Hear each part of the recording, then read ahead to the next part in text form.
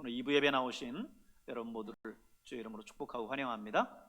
우리 옆에 있는 분들과 함께 인사 한번 나누겠습니다. 사랑합니다. 축복합니다. 사랑합니다. 축복합니다. 아멘. 오늘 부활절 두 번째 주를 맞았는데 지난 주일 부활주일을 기점으로 해서 우리 성도들도 그렇고 우리 성가대도 그렇고 새롭게 인원도 많이 회복된 것 같아서 예수님의 부활이 체감이 됩니다. 한국 교회 예배가 다시 한번 회복되어지고 또 이제 코로나 이후에 그동안 무너졌었던 우리의 일상과 하나님에 대한 그런 믿음들이 온전히 이제 회복되기를 간절히 소망합니다. 오늘은 고난주일과 부활절을 지내면서 그동안 중단했었던 족장들의 이야기를 계속 이어가도록 하겠습니다. 창세기는 아브라함과 이삭 그리고 야곱과 요셉으로 이어지는 족장들의 이야기가 창세기 후반부를 채우고 있습니다. 그동안 아브라함과 이삭에 대한 이야기를 6주에 걸쳐서 묵상했었는데 오늘은 이제 야곱의 이야기를 해보려고 해요. 먼저 야곱의 출생에 얽힌 스토리를 대하면서 참 하나님의 은혜다라고 하는 것을 고백하게 됩니다. 오늘 본문 읽은 22절과 23절에 있는 말씀을 보면 그 아들들이 그의 태 속에서 서로 싸우는지라 그가 이르되 이럴 경우에는 내가 어찌할꼬 하고 가서 여호와께 묻자온대 여호와께서 그에게 이르시되 두 국민이 내 태중에 있구나 두 민족이 내 복중에서부터 나누이리라 이 족속이 저 족속보다 강하겠고 큰 자가 어린 자를 섬기리라 하셨더라 그랬습니다. 여기 어머니 뱃속에 있는 두 쌍둥이가 바로 에서와 야곱입니다. 하나님은 바로 어머니 리브가의 태중에서부터 야곱의 삶 속에서 구체적으로 역사하셨음을 오늘 본문에 있는 그 기록을 통해서 알 수가 있죠. 물론 보다 정확하게 말하면 야곱의 삶을 계획하신 하나님은 지금 리브가의 태중에서 뿐만 아니라 태초, 창세 전 하늘과 땅과 바다가 생기기 이전부터 이미 야곱을 선택하셨습니다. 야곱을 향한 하나님의 놀라운 계획들이 이미 거기서부터 시작된 거죠. 그런데 우리는 하나님이 야곱을 선택하셨다라고 하는 이 장면 속에서 몇 가지 의문을 가져요. 첫째는 하나님은 늘 맏아들 장자를 통해서 이스라엘의 혈통을 이어가시는데 왜 야곱에 있어서는 차자인 야곱을 택했을까라고 하는 점입니다. 본래 이스라엘의 전통은 장자가 아버지의 혈통과 유업을 물려받죠. 그래서 유산을 물려받을 때에도 장자는 다른 자손들, 다른 자녀들의 2배를 물려받습니다. 그런데 그러한 이스라엘 민족의 전통을 깨트리고 하나님은 둘째, 차자인 야곱을 선택하셨어요. 여기에는 하나님의 특별한 섭리가 있습니다. 그 답은 뒤에 하기로 하고요. 두 번째 질문이 있어요.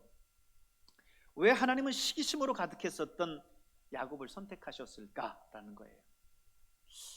사실 초반부 야곱의 모습을 보면요, 성정이 꽤 괜찮지를 않습니다. 야곱은 사실 어머니 뱃속에서부터, 어머니 태중에서부터 시기심이 강했죠. 그래서 형 에서가 태어나려고 하는 거를 내가 형보다 늦어서는 안 돼 하면서 형의 발꿈치를 잡고 나올 정도로 그만큼 시기심이 강했어요. 태어나서 이제 자라고 나서는 형의 장자권을 사기 위해서 형이 배고픈 것을 이용해 가지고는 팥죽 한 그릇에 장자권을 산 사람이에요. 여러분 조금 전에 말씀드렸지만 장자권은 이스라엘의 혈통을 이어가는 그런 정말 돈이나 물질과 바꿀 수 없는 그런 부분이 있는가 하면 물질적으로도 다른 자녀들의 2배의 유산을 상속받는다고 그랬죠.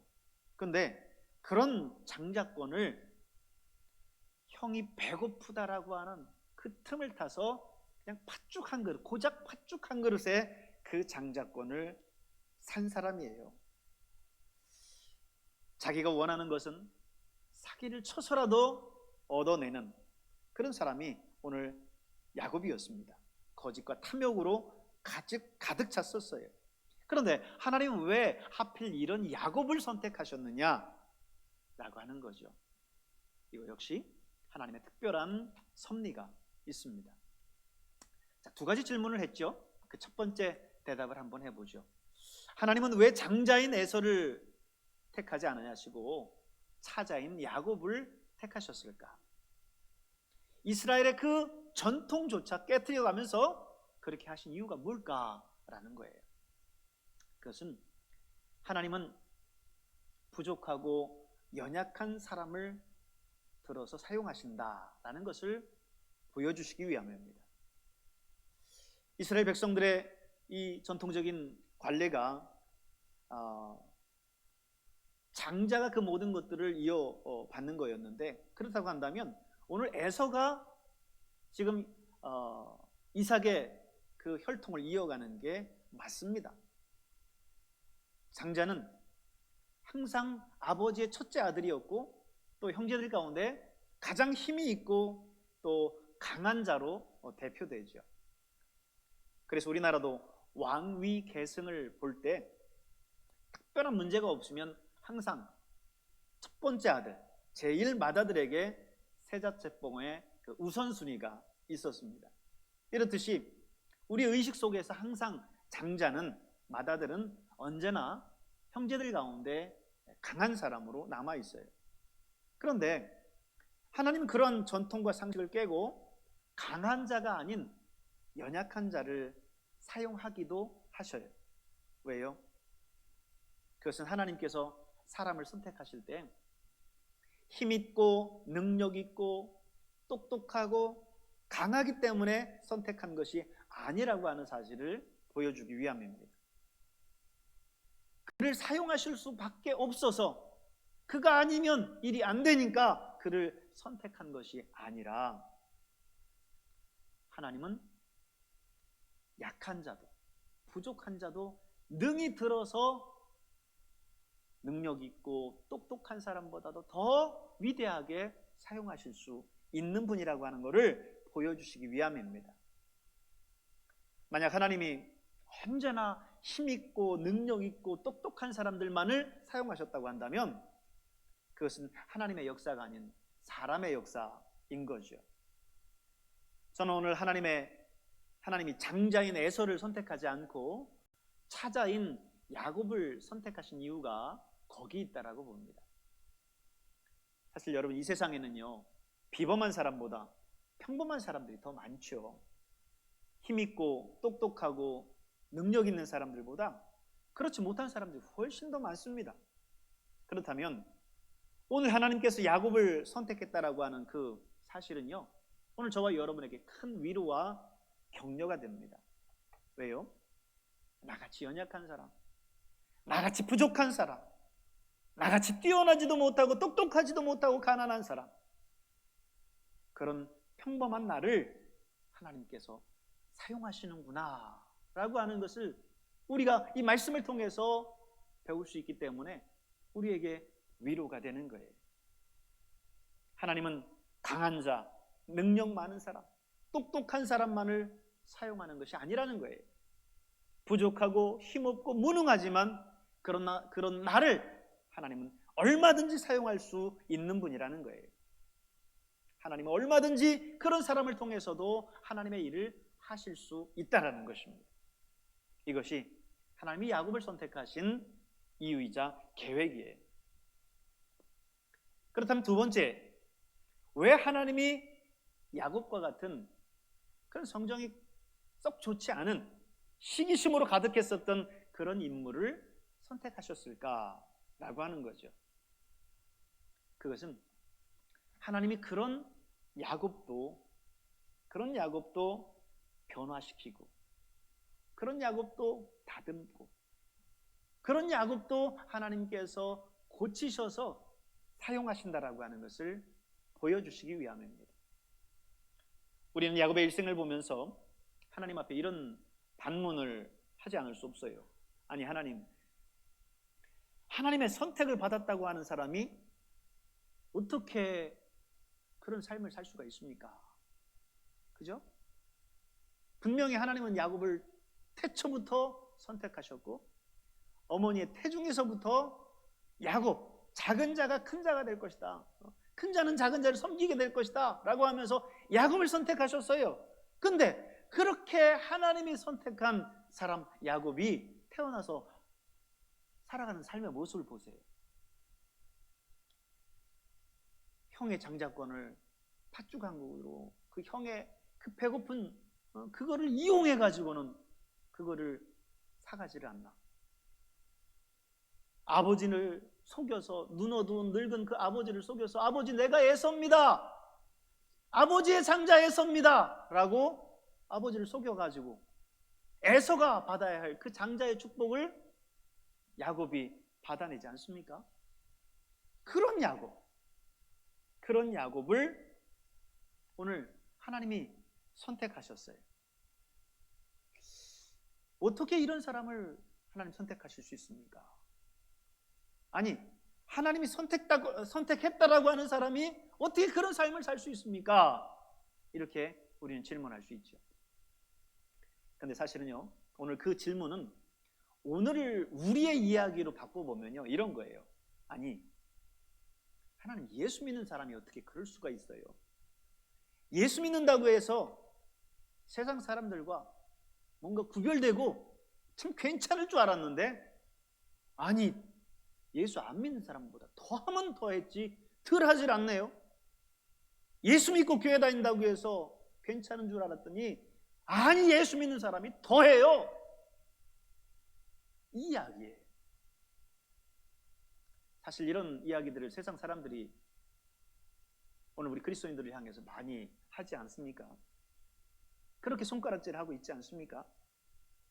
아니, 예수 믿는 사람이, 교회 다니는 사람들이 어떻게 그럴 수 있어? 물론 야곱은요, 그런 말을 들어도 싸요. 그렇지만 사실 야곱은 그 이후의 삶을 보면 늘 자신의 그런 모습 때문에 고민하고 갈등하고 괴로워합니다. 그럴 수밖에 없었던 자신의 그 연약함 때문에 이후 울고 좌절하고 갈등했어요. 계속해서 이런 고민하고 갈등하는 그런 모습들, 치열하게 자신의 모습과 싸우는 그런 야곱의 모습이 이후에 계속해서 등장을 합니다. 아니, 하나님 앞에서 선택받은 사람이 어떻게 그럴 수 있느냐고요? 아니, 저는 좀 더 다른 관점에서 야곱을 봤으면 좋겠어요. 오히려 그런 사람인데도 불구하고 하나님이 그런 사람을 선택하셨다, 이 관점에서 봐야 된다라고 봐요. 여러분, 이게 얼마나 놀라운 사실입니까? 선택받을 수 없는, 그런 자격이 없는 사람임에도 불구하고 하나님이 그를 선택하셨어요. 오늘 저와 여러분도 마찬가지 아니겠습니까? 저와 여러분의 삶을 보면 하나님이 마땅히 구원하고도 남고 마땅히 저 천국을 보장하고 상급을 줘야 될 그럴 사람입니까? 오늘 저와 여러분의 삶은 그렇지 못했어요. 하나님은 당신의 하나밖에 없는 외아들을 우리를 위해서 십자가에 내어주시기까지 했는데 우리는 그런 하나님을 늘 외면하고 살았습니다. 예수 이름을 부정하고 하나님의 자녀다운 그런 삶을 살아가지 않았습니다. 오히려 베드로처럼 예수를 모른다고, 예수를 저주하면서 모른다고 그런 삶을 우리 삶 속에서 살아왔습니다. 그런데 그런 우리를 하나님은 선택하셨어요. 그럼에도 불구하고 우리를 선택해 주셨습니다.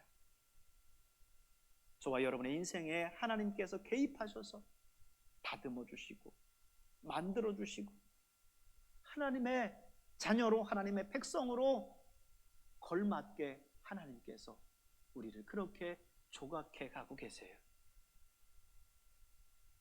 야곱 역시 거칠고 모난 성격이었습니다.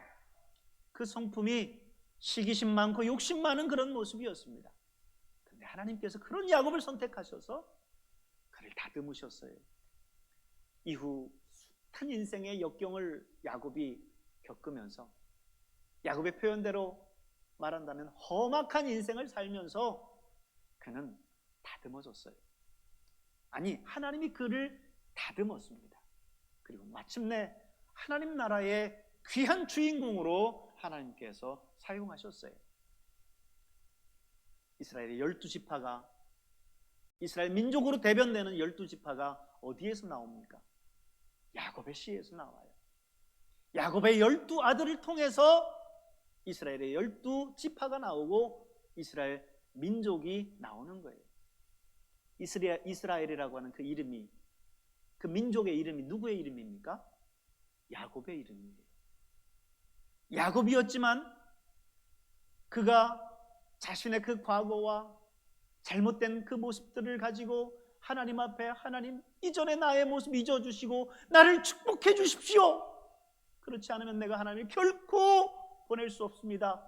약복강가에서 천사와 씨름하면서 자기의 환도뼈가 부러지면서까지 씨름하면서 야곱은 그곳에서 이제 하나님의 사람으로 변화되어서 갑니다. 그런 철저한 모습을 통해서 야곱은 변화되었어요.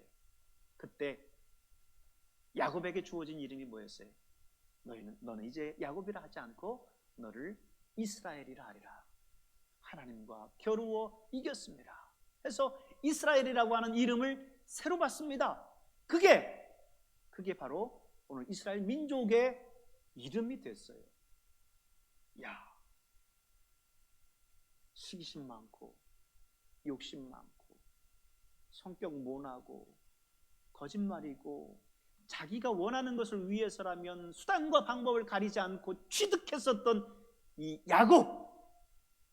야곱을 하나님께서 선택하셔서 다듬고 만드셔서 이스라엘이라고 하는 놀라운 이름으로 그를 변화시켜 주셨습니다. 어느 한순간 야곱이 그렇게 변한 게 아니에요. 그의 계속되는 삶 속에서 그의 모난 부분들이 다듬어지는 그런 숱한 인생의 역경 속에서 그가 변화됐습니다. 형을 속이고 아버지를 속이고 이제 장자의 축복을 받았어요. 사냥했다 돌아온 에서가 화가 머리끝까지 났습니다. 그래서 야곱을 눈에 불을 켜고 찾아다닙니다.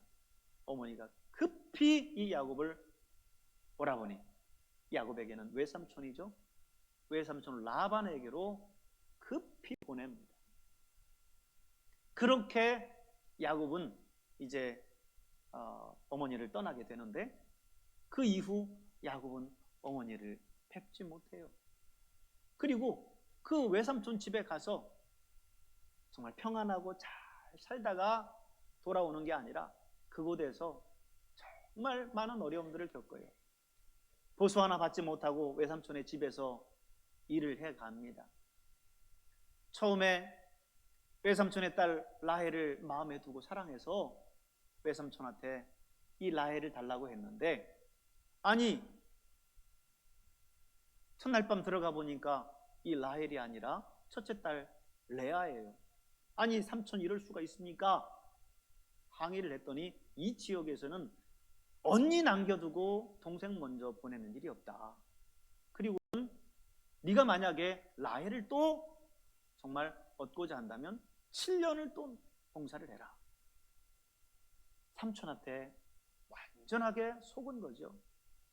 자신이 아버지를 속이고 형을 속였던 것처럼 똑같이 외삼촌에게 속아서 거기에서 고생을 해요. 그리고 이제 거기에서 아내를 얻고 자녀를 낳고 한 이후에 이제 아버지가 있는 그 땅, 형이 있는 그 땅으로 돌아오려고 하는데 형의 그 분이 풀렸겠습니까? 엄청난 군대를 거느리고 이 야곱을 죽이겠다고 맞으러 나와요. 그러니 야곱이 그 소식을 듣고 어떻게 합니까? 자기가 가진 모든 재산들을 형한테 예물로 주겠다고 제일 앞세워서 보내고, 그 다음에 야곱의 종들을 보내고, 그 다음에 자기의 아내와 자녀들을 보내고, 그리고는 이제 마지막 자기가 남아서 야복강에서 기도하는 거예요. 거기에서 야곱은 하나님과 이제 한 다음에 하나님과 싸우고 난 다음에 겨루어서 거기서 이깁니다. 하나님께서 그를 축복하시는 거죠. 야곱은 그런 모든 어려운 과정들을 통해서 야곱이 다듬어지고 변화되었어요. 일순간 변화된 게 아니에요. 여러분, 오늘 우리도 마찬가지입니다. 어느 순간 확 변해서 우리의 인격과 인품과 모든 삶의 습관들이 정말 하나님 원하시는 모습으로 싹 바뀌면 얼마나 좋겠어요. 근데 하나님은 우리의 인생의 모든 과정들을 통해서 우리를 갖고 가세요. 오늘 이제 오후 예배 끝나고 나서 우리 교회 대청소를 할 텐데, 이때쯤이면 우리 또 남전도에 전정하시는 분들은 나무들을 이렇게 잘 다듬으세요.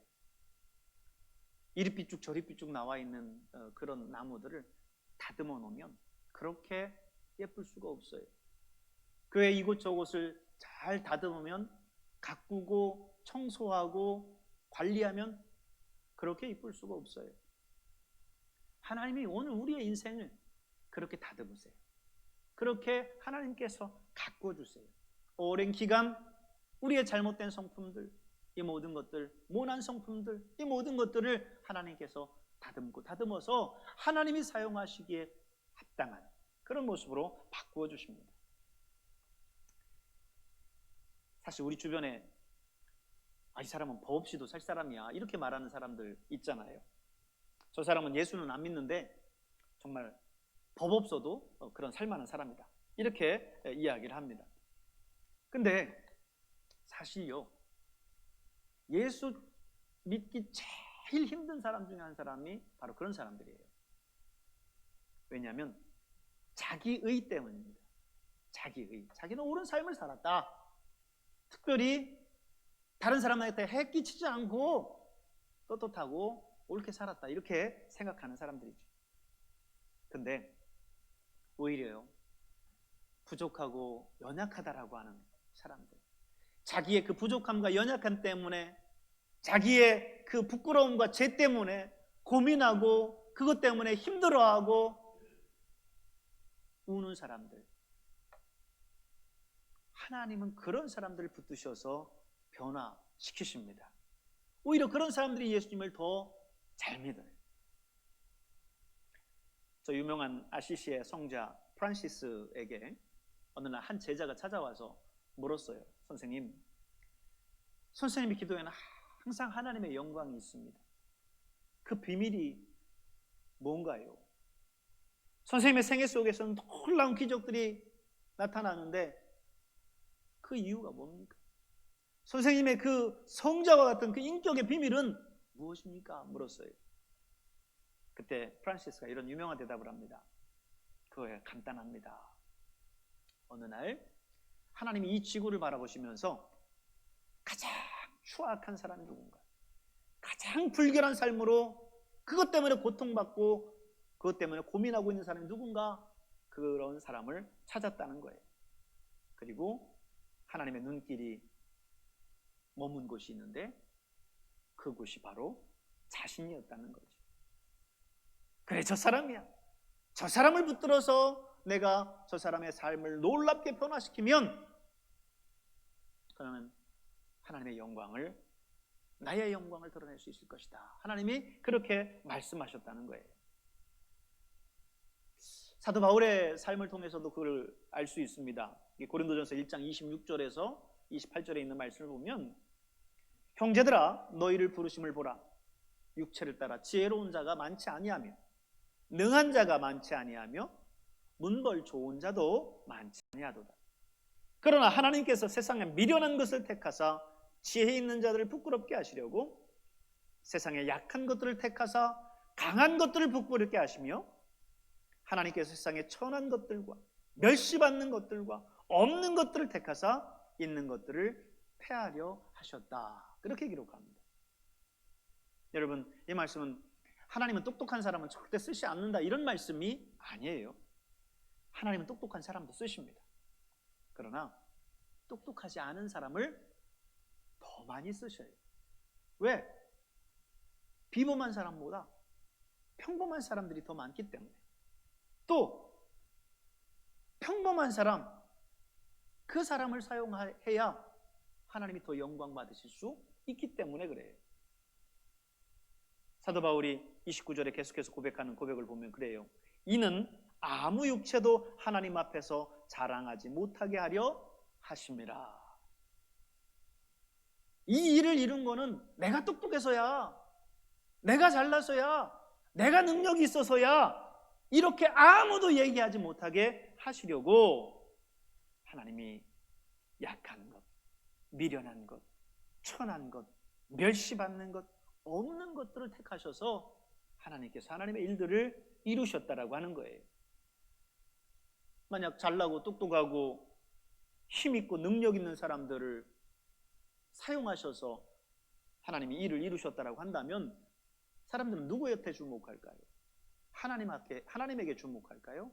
아니요, 사람한테 주목할 거예요. 야, 역시 저 사람 실력이기 때문에 저게 가능한 거야. 참 저 사람이 대단한 사람이야. 사람들은 누구한테 주목해요? 하나님에게 주목하는 것이 아니라 사람에게 주목합니다.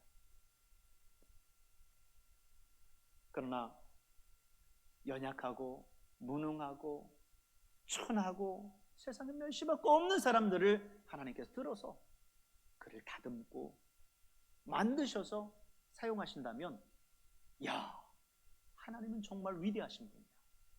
저런 사람도 하나님께서 들어서 저렇게 위대하게 사용하시는 걸 보면 정말 하나님은 대단하신 분이야, 이렇게 말할 수 있지 않겠습니까? 여러분, 하나님이 오늘 저와 여러분을 선택하신 것은요, 저와 여러분이 잘나서 선택하신 게 아니에요. 못나고 부족하고 연약하지만 하나님이 저와 여러분을 선택하셔서 다듬으시는 것, 친히 만들어 가시는 겁니다. 그래서 하나님 나라에 합당하게 우리를 사용해 나가시는 거예요. 하나님은 우리를 향해서 그런 계획을 가지고 계셨어요.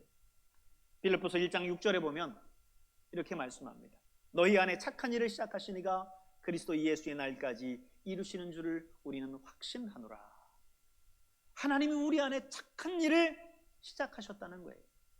태초부터 우리를 선택하셔서 우리를 통해서 이 시대에 하나님께서 이루고자 하는 뜻을 이루고자 하는 그런 계획을 우리로부터 시작하셨다는 거예요. 그러기 위해서 하나님의 일을 위해서 우리의 부족함에도 불구하고 우리를 만들어 가시는 거예요. 우리를 다듬어 가시는 거예요. 우리의 성격이 뭐나 있어요. 우리의 모습이 세상 사람이 볼 때에도, 하나님 볼 때에도 별로 매력적이지 않아요. 허점 투성이고 부족한 건 투성이에요. 그런데 하나님께서 그런 저와 여러분을 하나님의 뜻에 맞게 다듬으셔서 사용하신다는 거예요. 하나님의 일을 이루시기 위해서 그렇게 하신다는 겁니다. 로마서 8장 28절에 보면 하나님을 사랑하는 자, 곧 그 뜻대로 부르심을 입은 자들에게는 모든 것이 합력해서 선을 이룬다 말씀하셨어요. 하나님께서 오늘 저와 여러분을 부르셔서 하나님의 선을 이루실 거예요. 나의 연약함을 하나님 모르시는 게 아니에요. 나의 부족함을 아세요. 나의 능력 없음을 아세요. 나의 죄악됨을 아세요. 그런데 하나님은 나를 통해서 이루실 그 하나님의 계획을 포기하지 않으십니다. 절대로 내려놓지 않으세요. 어미가 그 자식을 버린다 할지라도 나는 너를 버리지 아니하겠노라, 하나님 말씀하셨습니다. 이 세상에 부모는 때로 자식을 낳아놓고 버리는 때도 있어요. 그러나 하나님은 결코 우리를 버리지 아니하신다는 거예요. 우리를 선택하셨고 우리를 이제 하나님의 그 선한 섭리 아래서 계획하신 그 계획을 반드시 이루어 나가신다라고 하는 것입니다. 사랑하는 성도 여러분, 오늘 하나님께서 저와 여러분을 선택하셨음을 감사하시기 바랍니다. 야곱과 같고 정말 부족하고 모난 우리를 하나님께서 선택하셨어요. 그리고 그런 우리를 통해서 하나님 영광 받으시기를 원하십니다. 오늘 그 하나님 앞에 늘 감사하면서 이 하루를, 아니 이 한 해를 살아가는 저와 여러분 될 수 있기를 주님의 이름으로 축복합니다.